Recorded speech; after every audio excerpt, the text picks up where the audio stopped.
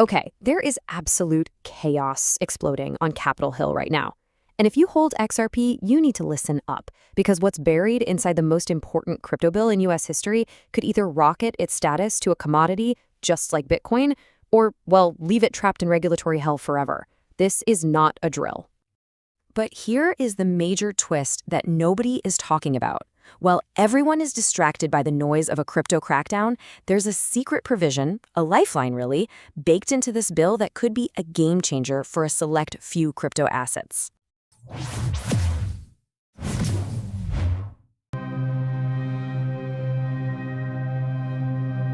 All right, let's get into the good stuff first. We're talking about a provision that creates a potential safe harbor for XRP. What it does is classify certain tokens as non-ancillary assets.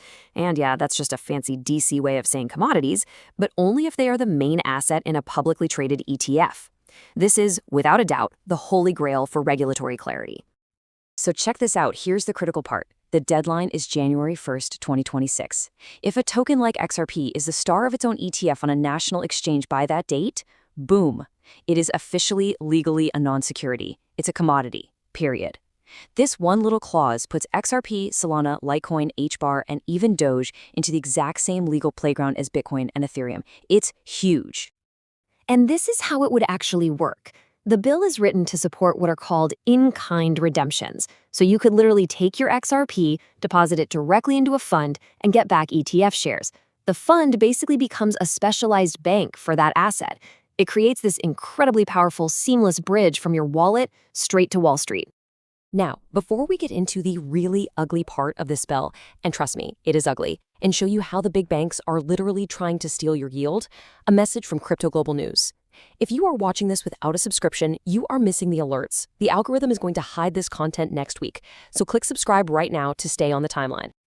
Okay, so you saw the good news. Now for the bad news. The big banks have their fingerprints all over this thing. They've slipped in a hidden attack, a direct assault on your ability to make money. And it's right there in the same bill that offers so much promise. Make no mistake, this is a targeted strike. You know how you can earn pretty decent interest right now just by holding stablecoins? Well, that directly competes with the bank's pathetic low-interest savings accounts. So their plan, which they've snuck into this bill, is to flat out ban that passive interest. They want to kill the competition and force your money back into their system. So let me be crystal clear about what's on the chopping block. The bill actually calls it prohibited passive yield. And what that means is that a service provider, like an exchange, is forbidden, not discouraged, forbidden from paying you any interest or yield just for holding stablecoins in an account. It's a direct hit on your passive income. So, what do you think? Seriously, we want to know. Jump over to our community post after you finish here and sound off. Is this a fair move by the banks, or is this just a blatant, shameless power grab? We're going to be reading every single comment. Okay, so that's the threat, but don't panic. This war on your yield, it's not a total loss. By the end of this section, I promise you'll know exactly how to pivot your strategy because you see, not all yield is banned. The bill leaves a few very important doors open. And here are those doors. The bill makes a really critical distinction. It only bans passive yield. Rewards that you get from active participation are still totally okay. So what does that mean? It means you can still earn by staking your assets, by providing liquidity to DeFi pools, by posting collateral for loans, or even just by participating in loyalty programs on exchanges. The key word here is active. You have to be doing something. Look. These regulations are shifting under our feet, and things can change in an instant. For the absolute fastest breaking updates on this bill and other market-moving news, you need to be in our Telegram. You can scan the QR code right there on your screen or just use the link down in the description. It is the #1 way to get this info first. All right, let's pull back and look at the whole political battlefield again. Because everything we've talked about, the XRP Lifeline and the attack on stablecoins, it all comes down to a final battle in the Senate Banking Committee. This is the moment of truth. This is where the bill either lives or dies. And it all boils down to this number. The inside scoop from DC is that for this to have a real shot, it needs a strong bipartisan vote out of committee.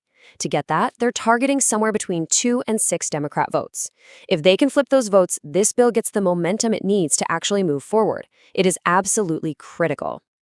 So here's the roadmap. First, it's got to pass that committee vote with both parties on board. Next, it goes to the full Senate floor for another vote. And if it passes that, it has to be combined or reconciled with the bill the House already passed, the Clarity Act. We are at step 1, which is arguably the biggest hurdle of them all. Which brings us to the final multi-billion-dollar question. If this bill actually passes and creates a clear legal runway for an XRP ETF, who files first? Is it going to be BlackRock, Fidelity, Grayscale?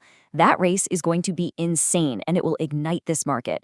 And you better believe we'll be covering it the second it happens. Go ahead and click the card on your screen right now to see our breakdown of the top contenders.